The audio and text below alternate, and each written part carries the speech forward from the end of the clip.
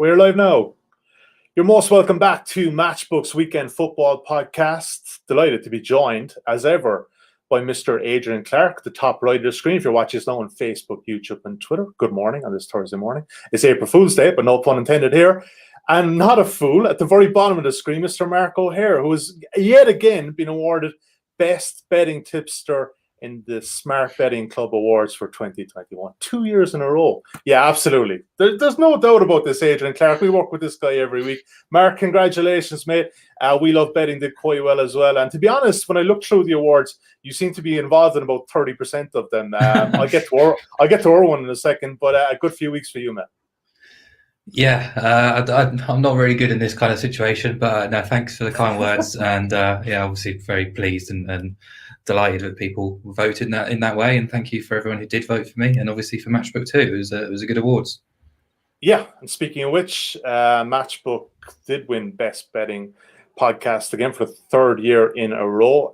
Thank you so much for voting and helping us out. It very much means a lot to us. We do this stuff for you guys, and we very much appreciate the communication on social with that. And as ever, please do get in touch during this podcast and the podcast going forward with the Euros, looking forward to, and of course the Champions League and whatnot thereafter. Before we get into tonight's games, guys, we're doing 4 main games in the Premier League, and obviously we're going to do our EFL in Europe. Just want to remind people of the sign-up offer that's still available at Matchbook at the time of recording. It's a pretty good offer. It's 0% commission on all sports, not just football, all sports, cover you for Grand National and whatnot going forward until April 12th. We've got the Masters as well next week. If you use bonus code INSIGHTS on signing up at matchbook.com, you'll be able to avail of this offer. It's a pretty good offer. Ordinarily, you're going to be on 2% net win, but no, you're basically getting the best price on all sporting events. So yeah, sign up at matchbook.com today. Full details can be found. 18 plus only. Please do gamble responsibly at all times. Right, Arsenal versus Liverpool is our first game Saturday night. I want to bring prices up on screen. Let's take a look at them. And Adrian, I will come to you first on this one. So let's take a look at the betting currently as we have it at Matchbook. You can back Arsenal at 3.25. You can back Liverpool 2.32. The draw available at 3.62. Arsenal getting a quarter of a goal starting Asian handicap just under 1.92, and 2.75 is the total. And Adrian Clarke, it's no surprise to see that goal line such a high one as it is, because we've looked back at the last couple of years, there have been some unbelievable score lines. But it's a bit lazy to just presume that this game is going to go over on the back of those games. It's a very different kind of situation, though. But what are you making of Arsenal? 3-0 down against West Ham, they come back. That's a typical kind of Arsenal performance this season, isn't it? Oh, goodness me. Look, Arsenal are in good form. In possession, much better than they were earlier on this season. But we saw the other side of Arsenal in that game against West Ham. Individual lapses in concentration, and they've cost them so many goals, so many points all season, but particularly recently. So there are two sides to Arsenal. Yes, they're a more dangerous, more creative side, but there's still a lot of work to do on the focus and concentration levels. It's not to do with Arteta. It's to do with individuals just switching off, in my opinion. And obviously, if you do that against a team like Liverpool, even though they're not having the best of seasons, then you're in trouble. And Arsenal wouldn't be able to retrieve a 3-0 deficit, let me tell you, against Liverpool. So they've got to be more circumspect for sure in this game. Looks like Ødegaard's going to be fit, which is good news, I think, for Arsenal fans. He's been excellent. He's been good, hasn't he? Yeah. Too good, really. I mean, the worry, I think, for Gunners out there is that he's playing so well that other clubs, maybe clubs that are guaranteed Champions League football, will come in for him, or Real Madrid might want him back. So that's the downside. Look, Arsenal, we know, have done okay at home to Liverpool. Definitely not okay away to them. But I'm a little bit worried about this game from an Arsenal perspective, because they've had a few blanks this season at Emirates Stadium. 6 times they've failed to score on home turf. City and United were 2 of those. Leicester as well. So when the better teams have come to Emirates Stadium, they haven't been able to carve them open. And I look at Liverpool, even though they've been rotten at Anfield, as we know, actually away from home, not that bad, quite solid. Look at the 2 games against Leipzig, both away from Anfield, resolute clean sheets. Sheffield United, the same, not convincing there, but they kept one. Wolves, very solid. I thought Kabak and Phillips were better. So actually, I think this one might go against the grain in terms of I don't see it being a 3-all or a 3-2. I don't see it going over. Under 2.75 for me is not a bad pick. Around 1.9 mark, isn't it? At the moment, I think this one might be quite cagey. I certainly think that Klopp will focus on that defence. Obviously, Arnold didn't go away on international duty, so he'll have a point to prove.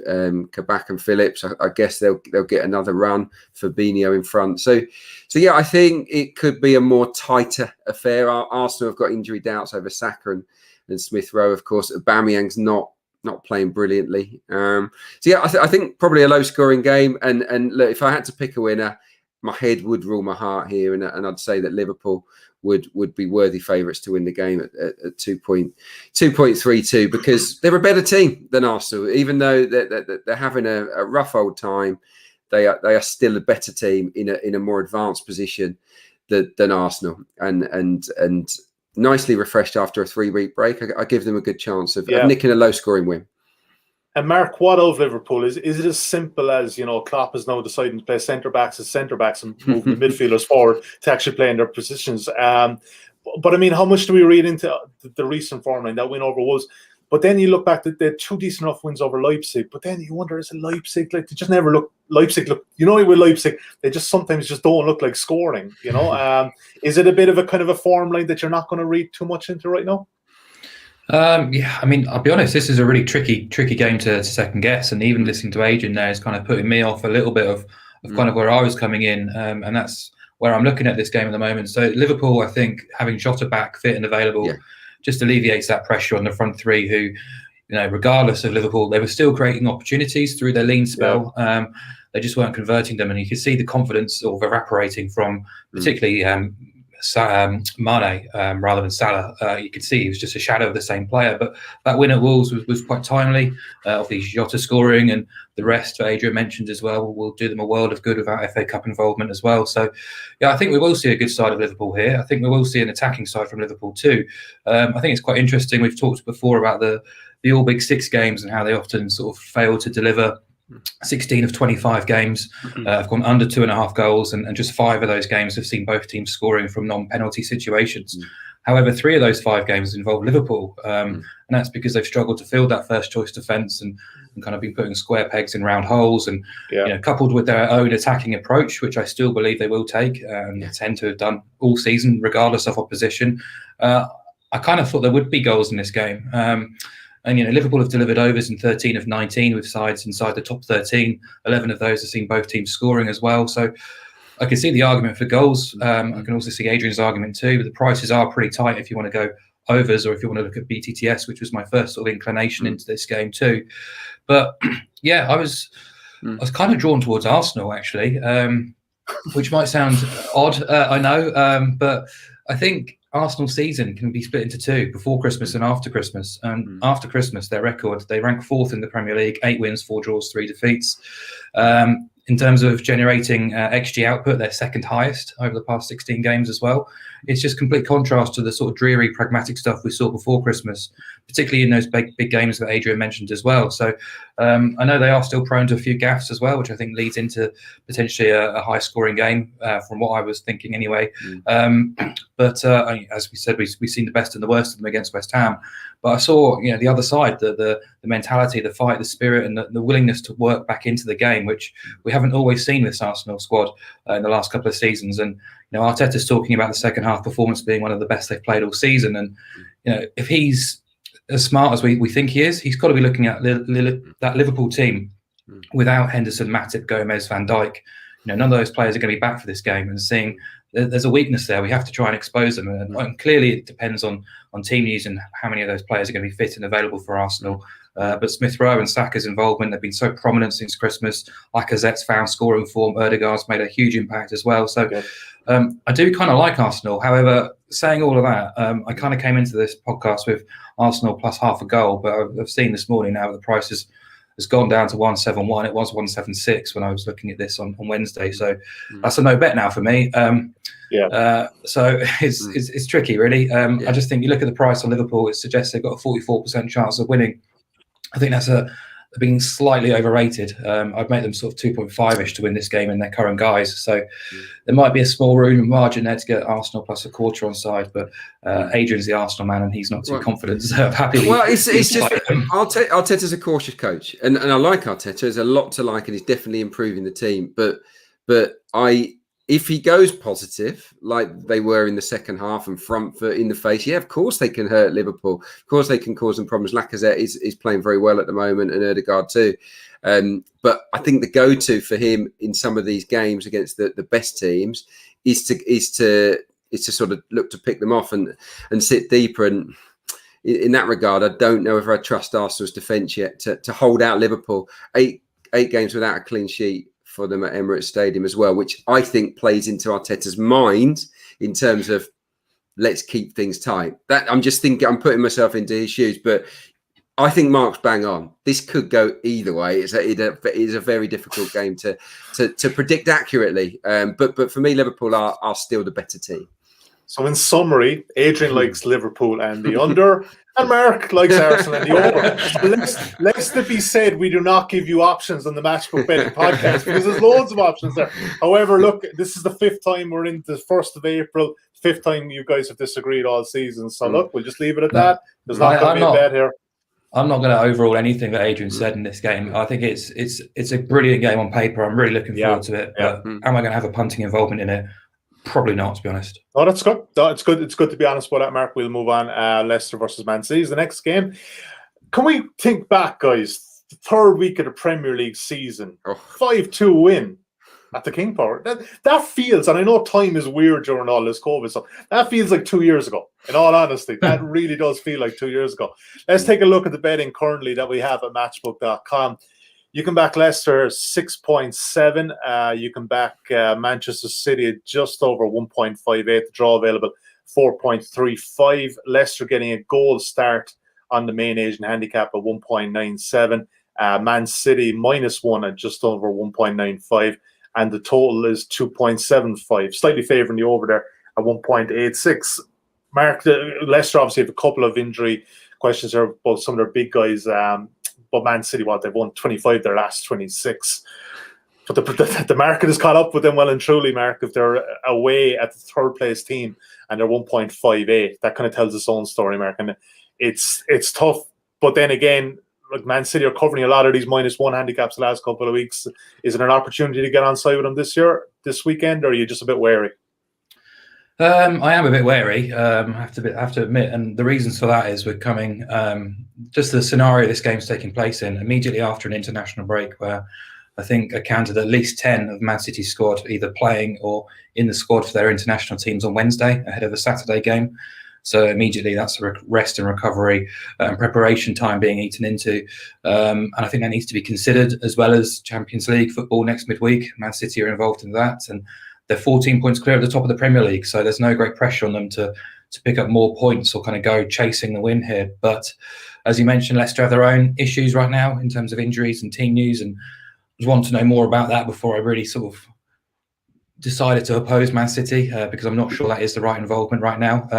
Maddison might be back, probably will be back, but how fit is he going to be? Is he going to be able to start from the very off and go straight at it? I'm not sure. We know Harvey Barnes is already out anyway, so if I'm backing Leicester in some way, I want at least one of those two being fit and available, and I'm not sure that's going to be the case. So yeah, I don't really want to kind of hang my hat on any kind of current Leicester lines right now. And you mentioned Man City, the mental run that they're on, chasing a 26 win in 27 is quite outrageous. They've parachuted themselves into Champions League favouritism, and I think it's very hard to disagree with that either. So I thought, would I be wanting Leicester plus a goal on the Asian line? Or if you sort of venture a bit further and look, there's a bit of margin in the market, you can get Man City -3/4 at a backable price.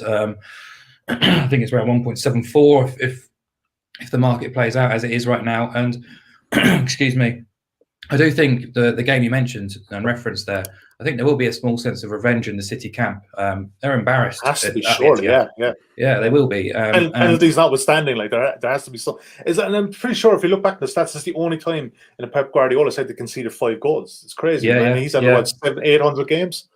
Yeah, and he got absolutely mullered in the press because of that defeat. But you look at the raw stats, and I know we all watched it with our own eyes, and it was quite horrifying, really. But Leicester had 28% of the ball that day. They scored 5 goals from 7 shots, and 2 of those are penalties. So, it was basic City defending, being beaten by balls over the top, and just lackadaisical defending. And the improvements that they've made defensively since that game have been astronomical, really. All well documented, don't need to go over them again, but they haven't been quite as watertight in recent weeks in terms of opportunities they've given away. They might not have conceded the goals, but the chances they have given away. But I think the only thing kind of holding me back right now is what I said at the beginning there, in terms of this is coming straight off an international break. Of course, Leicester will have players away with their international teams as well, but also I think it's Tuesday night they play Dortmund. So that kind of holds me back a little bit in terms of taking City plus a big handicap, or minus a big handicap, I should say. But I do still think they're the better team of the two. I still expect them to win. So I kind of just explain the difference in taking City minus 3/4, knowing we'll make money if they do win. But Leicester are such a weird side, aren't they? We've had so much trouble trying to get them right, particularly at the KP this season. So I would back City to come through, but there are a few warning signs there too. Oh, mate, that's an understatement. That is trying to get Leicester right in this podcast. That is an understatement. We do pretty well most weeks, but they're one team we haven't got right. But Adrian Clarke, go on, send us over the edge. Are you with City here on Saturday? I can get on board with that. I think City minus 3/4 of a goal is a decent pick. One warning: Leicester v City. They've lost by more than one, just once in the last 5. Leicester, so they've been a good match for them. Obviously, they've picked up a couple of wins as well. I do think Leicester are quite a good style fit to do well against City. We saw Man United sort of hold off, not go crazy pressing them super high, and then as soon as it comes into midfield, bang, they're on them.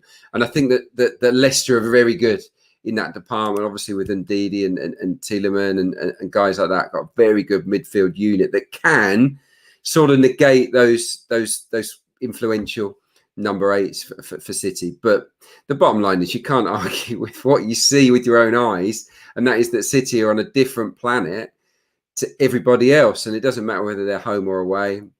They have to be strong favourites to win any game and win those games handily. I saw Leicester against Arsenal not that long ago, and they were really poor. I mean, Arsenal trampled all over them without even playing brilliantly themselves. They've had a few real off days at the King Power. With Barnes out, Maddison half fit. Obviously, Iheanacho's doing well, but Vardy's not in great form goal scoring wise.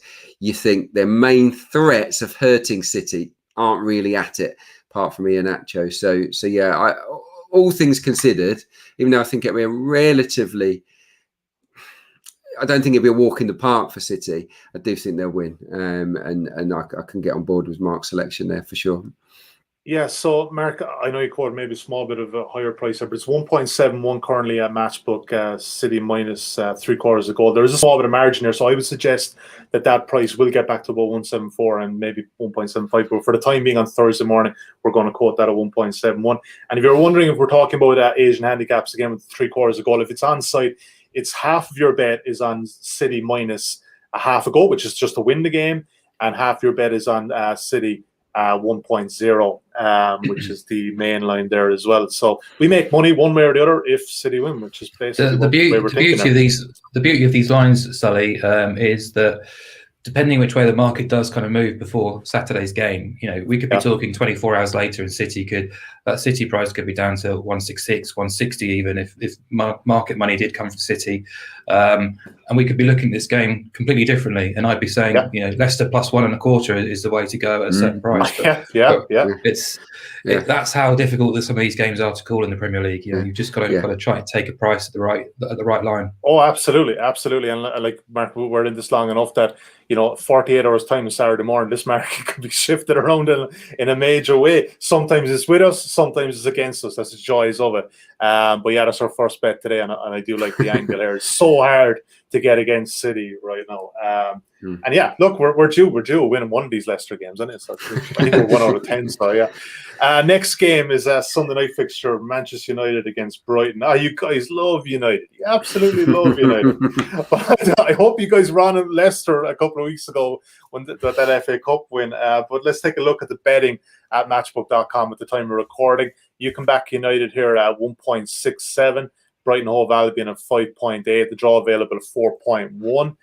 United are 3/4 of a goal. They're favourites on the Asian handicap at just under 1.87. Brighton Hove Albion obviously getting a 3/4 goal start. At good odds against 2.07. Total is 2.5. Adrian, a lot of injury doubts here for Manchester United. Obviously, we know about Rashford being out for the Leicester FA Cup game. Martial picked up an injury in international duty. Greenwood picked up another injury. Are we going to get with Brighton here? The XG, the XG kingdoms? Brighton on the handicap is a live play, I think, considering the team news. Because Rashford, even if he's fit, how fit is he going to be? Greenwood, I think, is definitely out. Martial, I think, is a major. A lot of people would say, "Who cares if Martial is out?"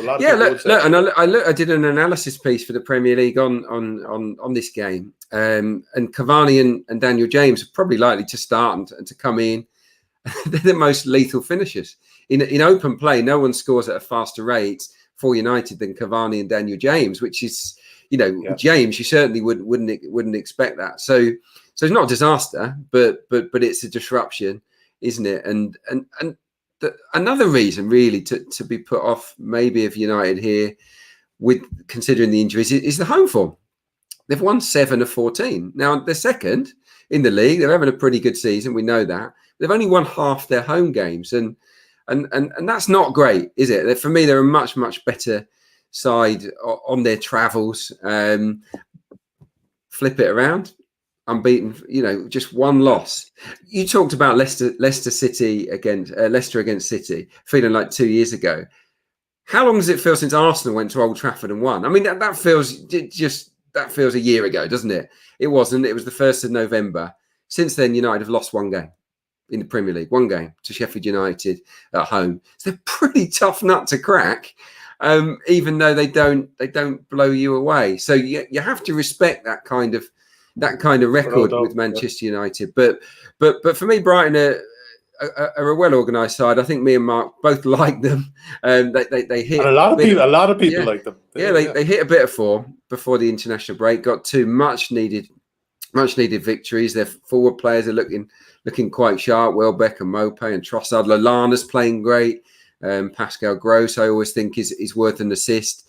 So I think, in short, Brighton can make this a competitive game. I genuinely believe that, particularly against the depleted United team that haven't blown that many teams away at Old Trafford. So Brighton plus 3/4 of a goal would be my standout selection. I think 2.07. You can get on that, which is quite a nice little price. Yeah, 2.07. Or if you want to go further up, Brighton plus 1 goal is 1.74. Mark, what say you on this one? Are you aligned with Adrian here in this one, or are you thinking differently? I sound like such a wishy-washy guy right now, but I kind of came into this game earlier in the week with Brighton plus 1 penciled in, and the more I looked into it, the more I kind of got a little bit concerned. I do expect Rashford to play. I don't think he was a million miles away from being involved with England, and they sent him back to be okay. But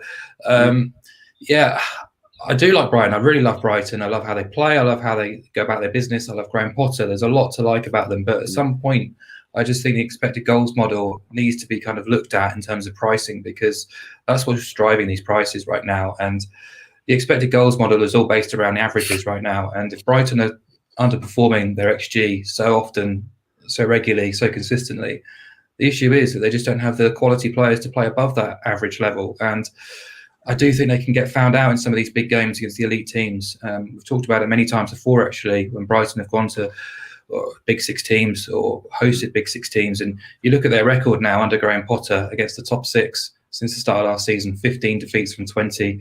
You look at their record against the top 4 under Graham Potter, 12 defeats from 13 over the last sort of 1 3/4 seasons. So that's a concern of mine. However, saying all that, I do think they can be competitive at Old Trafford. Managed to avoid defeat in 9 of 14 away days all season. Played really well when losing 1-0 at the Etihad in January. And they've only been beaten by 2 goals or more on 3 occasions this season. And I think you can tell a lot about a team just by looking at their goal difference, particularly at this stage of the season.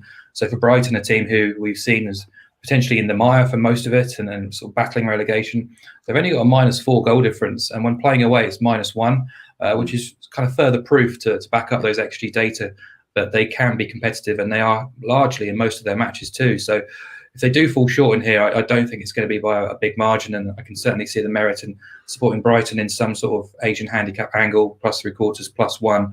But ultimately, I do expect them to lose this match, and I think Adrian mentioned it as well. Actually, United's home record on paper it looks really, really poor, and there was a lot made of it certainly at the start of the season because it was dreadful. But more recently, they've won 7 of 10 in the Premier League at Old Trafford, and I just think they're, as he mentioned, just a tough nut to crack right now. I do think, as I said, Rashford will play. I think there's enough there to probably just grab a win by a goal. So if you wanted to be creative about it, if you want to find something United based, I just bet United to win by exactly 1 goal because you'll get a much better price than just sort of playing any sort of handicap in certain guises. But I can see the merit in backing Brighton too. As I said, I came into this week looking to back Brighton +1, but ultimately I've kind of been warned off it a little bit just by those raw results against the big teams. Mark speaks a lot of sense there. They won at Liverpool, Villa and Leeds, and I think that gives me confidence that they can go and hold teams and be competitive. And it's whether they can score. Lose by 2 goals. It's whether they can score, whether they can take their chances, and that's what it always boils down to with Brighton. Yeah, I mean, look, if we were getting Brighton plus 1.5 goals, I think that would be the bet. But I don't think I get both sides of this argument here, and it's good to maybe be a bit cautious with Mark. And Mark made a good point there that he early in the week, and then he kind of looked more into it. So I think we're probably just going to let this one fly, let it take a pass on it. But yeah, maybe the angle, like Mark was saying, if you want to back United to win by exactly 1 goal, that might be an option there. But for the Matchbook betting podcast, we're not going to lock in a selection there. But that's okay, guys. There's a long summer there yet with the Euros coming up. Bankroll management is absolutely key. I've got a view on the next game. Oh, yes. Good man. But Mark, that's okay. I know you're coming back from the international break. You want to ease yourself back in there. Like that. Absolutely no issue with that at all, mate. Monday Night Football, Mark alluded to it, and we're going to lead off, obviously, with Mark here because he's got the view on this one, and he selected this game, Wolves versus West Ham. Let's take a look at the betting at matchbook.com at the time of recording. You can back Wolves here at 3.12, West Ham at 2.62. You can back the draw at 3.24. Draw no bet, as it's displayed on site at matchbook.com, is 0.0, and Wolves are obviously the outsiders in this one at 2.11. 1.83, you can back West Ham in this market, and 2 is probably the lowest total in the Premier League this weekend. As ever, Molyneux, it tends to be that way. Flat 2, slightly tilted towards the over, 5 to 6 or 1.833. Mr. O'Haire, take it away. What is the angle at Molyneux on Monday night? Because I'll be honest, outside of having a bet in this game, I probably wouldn't have watched it. It wasn't a game I was desperate to get involved in. I just thought Monday Night Football gives us a bit more sort of longevity to the weekend to look forward to, really. But sort of digging deeper, I did find a spot that I did like, and I think that goal line is very low, actually, and I'll be looking to attack that. But that's not it, really. We've talked about West Ham a lot this season, and quite rightly so. They're no longer a real secret, really. They've made wonderful strides under David Moyes, and I think they've enjoyed a really positive campaign. They've actually been quite enjoyable to watch as well. But that's been reflected in the pre-match prices now. So see them at sort of 2.62 to win at Molyneux, unthinkable 12 months ago. Just shows the direction that these two teams have gone in. To put it into perspective, Wolves are actually 1.75 the last time they hosted West Ham in the Premier League. They're now 3.12. That was December 29, and of course that was a full Molyneux, etc., and so on. But it just shows how much the market has shifted on these two teams in different directions. But yeah, I think West Ham, they just don't tend to lose matches under David Moyes against teams outside of the Big Six. Their only defeat all season against a non-Big Six team in the Premier League came on the opening day, which is remarkable. They've won 13 of 17 unbeaten games in the Premier League when you exclude the Big Six. Absolutely fantastic stuff. And for that reason, I think immediately I'm drawn towards West Ham plus 0 on the Asian handicap, the draw no bet, basically. Anywhere above 1.8, I think, is a play here. They've scored in all but 5 of their Premier League games this season. Only Man City have boasted a better goal-scoring return in that regard. And I think that's a key element for me when I'm looking towards a team on a handicap like this, because I just think West Ham are very difficult to overturn. And if they do score, you're asking Wolves there to score twice for your bet to lose. This is a Wolves team that I think have looked pretty blunt, and I think most people have throughout the whole campaign, actually, but even more so without their leading man up front.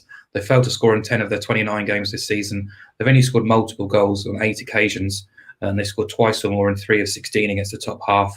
They've returned 3 wins, 4 draws, and 9 defeats in that same sample against the top half.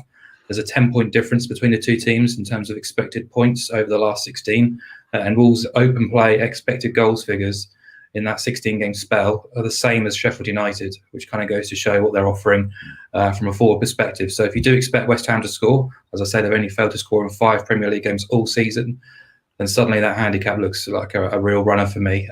So yeah, I think there's more than enough ammo here to get West Ham on side, plus 0 on the Asian handicap at 1.8 or above. Oh, I'm definitely watching this game Monday night. Adrian Clarke, I think you're coming at this from a kind of similar angle. You're liking a BTTS angle. BTTS, no. Look, I'd written two bets down here because I think it's a good game to have a bet on. Actually, West Ham draw no bet was my first pick, so we're absolutely aligned. Hooray! For all of the reasons that Mark outlined. I mean, Wolves. They're just not scoring enough goals, and they don't look like scoring enough goals. No team relies on set-piece goals as much as Wolves. They've got the highest percentage of set-piece goals of anyone in the Premier League, and they've scored 10. That's nowhere near the highest, but they've only scored 28 all season, which is really, really low. Massive disappointment this season, aren't they, Adrian? And they're coming up against one of the best sort of, or the biggest teams as well. Exactly. So they're going to head them away for fun, you would imagine. But they, they've got quality with Neves and Moutinho that they can put into the box. But West Ham are the land of the giants, aren't they? And the other angle I was coming at here was possibly BTTS no. 1.83 was the last time I looked. I'm not sure what it stands at right now, but you look at, obviously Wolves find it hard to score, but West Ham haven't been full of goals away from home. Just 4 away goals in 6 away games, if you discount the 3-1 win and a 3-2 win in between. So they've had like a 0, a 1, a 0 and a 1. They've had a few low scoring performances on the road recently, West Ham United. So I think it will be low, but BTTS no, it appeals. And I looked at the history books between Wolves and West Ham. Believe it or not, 7 in a row where both teams to score no has landed. So 7 in a row is quite interesting. If you're somebody that believes in that pattern continuing, then then I think there's a lot of arguments for that to continue here. So that's an alternative bet, but absolutely West Ham draw no bet is a great shout. I want to give you props on this one because the last podcast, which feels again like a month ago, was only 2 weeks ago.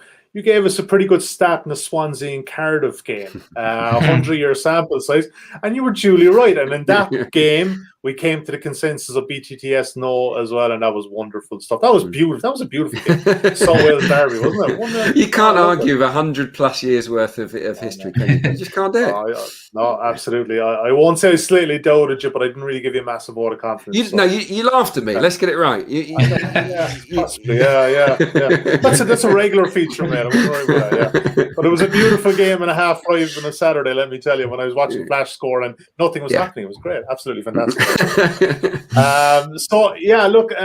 I think, don't get me wrong, I do like the BTS no on this one, right? But I think it's a small bit counterproductive to the other bet. No, having said that, if West Ham win 1-0, 2-0, it's all the one. But I think just for this one, I think you're in agreement anyway on West Ham minus 0.0 on the Asian handicap of 1.83. So let's just be a small bit cautious and put that one in there and make that the official play of the Matchbook betting podcast, right?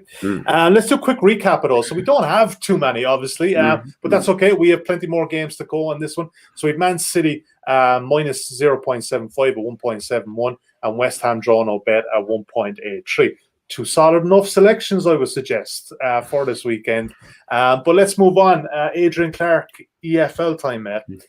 Yeah. Where are you going this weekend? It's obviously kind of tricky because there's games on Good Friday in the Championship and games on Good Monday, Easter Monday Eve. Hopefully be a great Monday, yeah. But it's a bit of a different dynamic this weekend. Yeah. You've already got your post up and insights for the Good Friday game. But break it down for us. Where are you going? Yeah, I've split it. Yeah, so I've got one post for Good Friday. There'll be one post for Easter Monday as well. Just to keep the interest alive. I'm going to do the same for this for the podcast as well, but with two different selections. I head to the Championship first. For me, this really stands out. Derby against Luton. Both teams to score just doesn't happen very often with either of these teams. Derby, it happens 29% of the time. Luton, 30% of the time. That's the two lowest percentages in the division. For Luton away from home, Luton on the road this season, both teams to score has landed in 11% of games. So it's quite remarkable, really, in terms of their solidity. They're either really solid and they nick a 1-0, or they get spanked, or not spanked, or they lose without really troubling the scorers. So that's been the story of Derby's season. Luton's season. Derby have got problems up front, real lack of pace and creativity. Kazim Richards, I think, will be fit again after the international break, which will boost them. But neither side are full of goals. Derby have failed to score in half of their matches as well this season. So yeah, I just think BTTS is quite a strong shout here.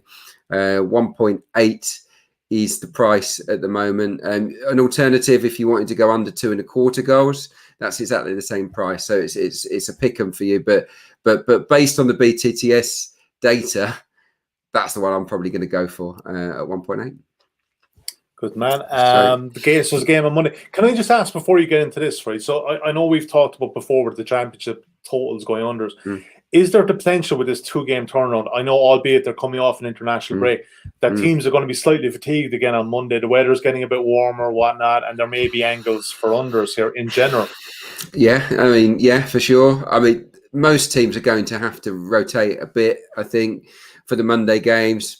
You know what, the forecast speaks potentially of snow, doesn't it, in some parts of the country on Easter Monday, which is remarkable given that we were all in the gardens over the last couple of days. So yeah, who knows? But what you do get at this time of the year are bumpy pitches, and a bumpy pitch for me is quite conducive to a scrappy game where there aren't too many goals. But look, that's not scientific. Actually, it leads nicely into my selection here, though, which is Newport against Bolton. Newport going back to Rodney Parade.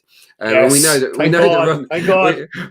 Rodney Parade is a cabbage patch, and it's just not a pitch that's been conducive to loads of goals. They entertain Bolton. I watched Bolton last weekend at Forest Green. So solid, like really solid. 2 centre halves are great at the moment. The two in front of them, really, really good as well. And as a team, they're just in control of what they're doing. They're not playing expansive football, but they're hard to score against. Only 38% of Bolton games over the course of this season have featured more than 2 goals. So even though they're banging form, they're not a team that are involved in that many high scoring games. Newport, as we know, on home turf, it's a really low scoring pitch. Rodney Parade or Newport at home, because you have to factor in they played a couple at Cardiff Stadium, didn't they? Yeah. Newport at home, the game's averaged 2.06 goals. So it's, again, a really, really low scoring game. So for me, Newport Bolton under 2.5, classic League 2 unders. I think 1.76. Yeah. Gotta love them. Absolutely gotta love them, man. By the way, sorry. Yeah. A draw is not beyond the realms of possibility here because of the context of the game, where they both are in the league chasing promotion playoffs. A draw of 3.4, so it's not a huge price for a draw, but that might appeal for those who want a slightly bigger price. But the unders for me. Yeah, I won't be looking for that. The unders will do for me as well. And don't forget that the rugby team, the Newport Dragons, have been playing at the Principality Stadium, so the rugby players haven't been messing up that pitch. But I would suggest that pitch, if it was bad before, it's still bad now, like, that kind of stuff. Yeah. We'll go from there. All right, that's EFL covered. Let's move on to European bets. Mr. O'Haire, top of the table clash in the Bundesliga this weekend, Leipzig and Bayern. No Lewandowski for Bayern, though. So that means we're backing Leipzig, surely, or not? Yeah, I mean, that is the idea, really. Just a bit frustrated, really, that this has come when it has, really, because there was an opportunity to have Leipzig plus half a goal, but we'll have to settle for Leipzig plus a quarter of a goal. As you say, massive match in the Bundesliga. Bayern lead to Leipzig by 4 points at the top of the table. If Leipzig are going to have any chance in toppling them, this is going to be their opportunity. They're not going to get a better opportunity, considering the players at Bayern are missing. Lewandowski, the most obvious, arguably the world's most feared number 9 right now, but they're also without Jerome Boateng in central defence. They're also without Alphonso Davies as well. He's suspended. What's a little bit annoying right now is I just haven't got confirmation, but it sounds like Nicolas Sula is going to be fit and available to play a centre-half for Bayern, which is a shame really for this bet, because if he was missing, they'd be missing both their preferred centre-back partnership as well. But it sounds like he's expected to feature. But anyway, whichever way you look at it, it's a downgrade in terms of the team that they're going to be able to field defensively and in attack. And I think defensively, Bayern have been gettable for a good 12 months or so now. The reverse game ended 3-3 in Munich, where I thought Leipzig were the better team and had Bayern on the ropes for a large part of that as well. So I don't think it's unthinkable that Leipzig gets something from this game. And if you look at the league as a whole, they've been the standard bearers in terms of expected points, XG, all the other major metrics too. And the metrics that Bayern normally monopolise, they haven't done this season. So I do still give Bayern a slight edge, but that edge has evaporated a lot. And I think it's been kind of you can see it in the market itself. They're out to 2.4 to win this game. So, yeah, I think Leipzig plus a quarter goal is absolutely fine to look at right now. The last 4 Bundesliga games between these two teams have ended in draws. Nagelsmann hasn't lost to Bayern as Leipzig boss yet. And I think another draw wouldn't be a huge surprise at all. That's a big price at 3.82 if you wanted that way on side. But yeah, I like Leipzig in this fixture just because of the key personnel that Bayern will be missing. Plus, Bayern will settle for a point considering the circumstances and the Champions League on their menu again next midweek against PSG too. So quite a few factors there going against them. So possibly one of the few opportunities to get against them. It's funny with Bayern too, Mark, isn't it? For all their the talent or whatever, their depth isn't great at certain key positions, especially obviously with Lewandowski. And I mean, whatever they do there, they could maybe put Gnabry at the top and maybe play a false line as Muller, but without Lewandowski, I mean, if you look at the portion of goals he gets, I mean, there's a massive void when he's not there. Your knowledge of football and football tactics is quite outstanding for a guy who's so focused on NFL and rugby, Sully. I subscribe to the Athletic. Hold them up. Great investment.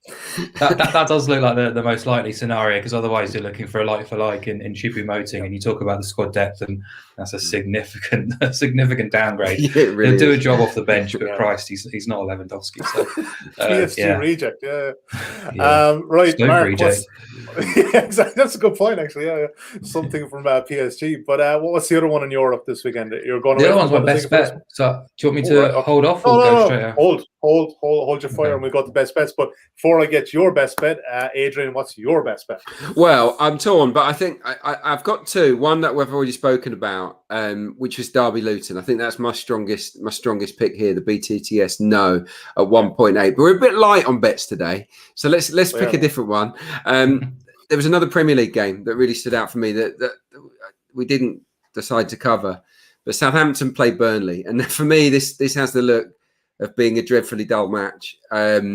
Burnley on the back of an international break where Sean Dyche had the chance to work with most of his players, on organisation and whatnot. A little bit of a reboot there. Only 9 of Burnley's games this season, they've played 29, have gone over 2 goals. They're really solid as we know. And Southampton, I've watched a fair bit of them before the international break, and they're just not. They're a shadow of their former selves, really.